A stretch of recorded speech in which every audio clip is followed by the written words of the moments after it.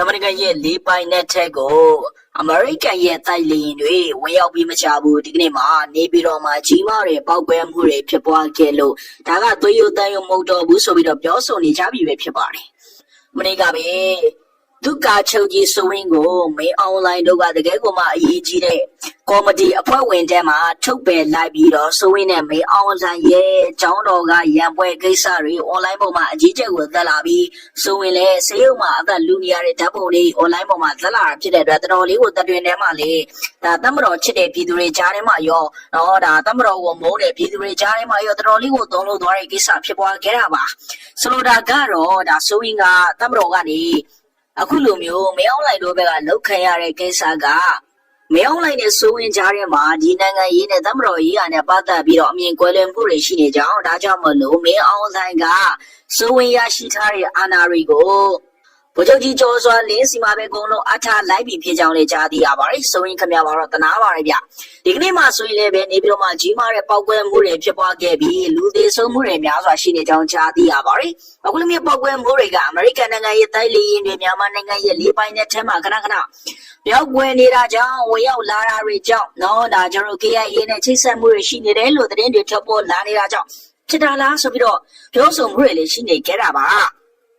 ဒီတခါကျတော့စစ်ကောင်စီကဒီရက်ပိုင်းမှာ9ရက်အတွင်းမှာလူရောက်60ခနဲ့10လောက်เนาะကျွန်တော်သေဆုံးကြတယ်ပေါ့เนาะကျွန်တော်ဘယ်လိုပြောရမလဲသတင်းချက်တော့ကတော့မပြောတော့ဘူးလူရောက်အများကြီးသေဆုံးသွားတယ်เนาะစစ်ကောင်စီရဲ့ဘုံကျဲမှုကြောင့်သေဆုံးသွားတာကိုကလေးစားချေတာလို့လည်းပြောကြတယ်အမေရိကန်နိုင်ငံရဲ့တိုက်လေယာဉ်တွေဝယ်တာတွေနဲ့လည်းဆက်ဆက်နေလို့ပြောကြတယ်ဟိုလိုမျိုးပောက်ကွဲမှုတွေကလေတကယ်ကိုမှဒါအဆင့်မြင့်တဲ့ဟိုနော်ကျွန်တော်လေကြောင်းပျက်စီးတွေနဲ့ဒါတိုက်ခိုက်မှုလို့ပြောဆိုကြတယ်ပေါ့နော်ဆိုတော့အမေရိကန်ရဲ့ထောက်ပံ့မှုတွေပါနေပြီလားလို့တော့ဗိုလ်ချုပ်တွေကတော်တော်လေးကိုလက်ဖြတ်နေကြအကြောင်းလေးကျွန်တော်သတင်းတွေထွက်ပေါ်လာတယ်ပေါ့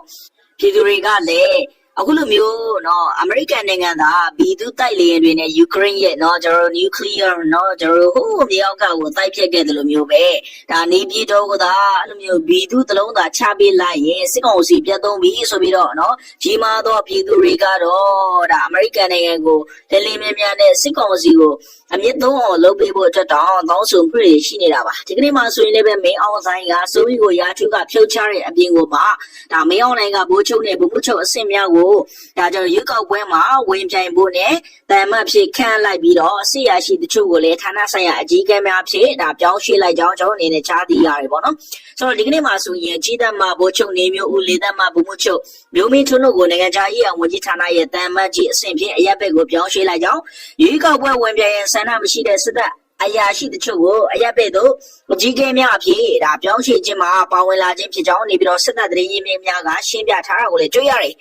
ဆိုတော့မင်းအောင်လိုက်ကဒါသူတို့ရေဘိုးချုပ်တွေအရာရှိတွေအကုန်လုံးအရက်ပဲ့เนาะကျွန်တော်တို့အရာရှိတွေဖြစ်အကုန်လုံးပြောင်းလိုက်ပြီးတော့သူတို့အာဏာเนาะဟိုဘယ်လိုပြောရမလဲဗျာလက်ကွက်တဲ့သုံးနေပုံမှန်ဆိုရင်သူတို့စစ်တပ်ကပဲဒီအာဏာကိုပြန်ယူမယ်ဆိုရင်ပုံပြီးတော့နိုင်ငံတကာရေးရှိမှလည်းထောင်ပြောင်ခံရမယ်ဆက်ဆိုခံရမယ်เนาะကျွန်တော်ဘယ်သူမှထောက်ကမှာမဟုတ်ဘူးအခုမင်းအောင်လိုက်ကအခုလိုမျိုးသူတို့ရဲ့တော့ဒါစစ်တပ်ရဲ့အရာရှိတွေကိုအရက်ပဲအရာရှိတွေပြောင်းလိုက်ပြီးတော့အာဏာကိုတော့တိုက်ရိုက်မယူဘဲနဲ့တော်ရိုက်ပြီးတော့သူတို့ပဲယူနေတဲ့ကိစ္စကတော့အင်မတန်မှသူတို့ရဲ့ဉာဏ်ပညာကတော့လေးစားဖို့တော့ကောင်းပါရဲ့ဗျာဘယ်လိုဖြစ်ဖြစ်ပါဆိုရင်ကတော့အသက်ပေးရမယ့်နေထားမှရှိနေခဲ့ပြီလေဖြစ်ပါတယ်နော်